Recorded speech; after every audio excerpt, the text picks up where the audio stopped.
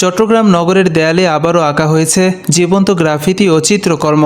জুলাই গণ অভ্যুত্থানের বর্ষপূর্তিতে মাসব্যাপী বিভিন্ন কর্মসূচির অংশ হিসেবে আয়োজিত এই চিত্রাঙ্কন কর্মসূচির নাম রাখা হয়েছে ২৪শে রঙে গ্রাফিতি ও চিত্রাঙ্কন।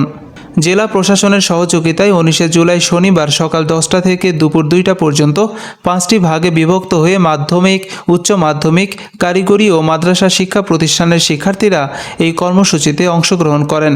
তারা নগরের গুরুত্বপূর্ণ স্থানের দেয়াল, ফ্লাইওভারের পিলার ও রাস্তাঘাট ঘিরে চিত্রাঙ্কনের মাধ্যমে তুলে ধরেছে গত বছরের জুলাইয়ের ঘটনা প্রবাহ ও তাদের আবেগ এবং অনুভূতি। সহকারী প্রধান শিক্ষক সৈয়দ সেরোয়ার আলম বলেন, আমি উত্তর ফটিকছড়ি শান্তিলাল উচ্চ বিদ্যালয়ের সহকারী প্রধান শিক্ষক। আমি আমার বিদ্যালয়ের ছাত্রছাত্রীদের নিয়ে আজকে মাননীয় জেলা প্রশাসক মহোদয় কর্তৃক চট্টগ্রাম জেলায় যে গ্রাফিতি কম্পিটিশন শুরু হয়েছে, আমরা সেখানে পার্টিসিপেট করতে আসছি। মূলত এটা ছিল ১৬ই জুলাইকে কেন্দ্র করে।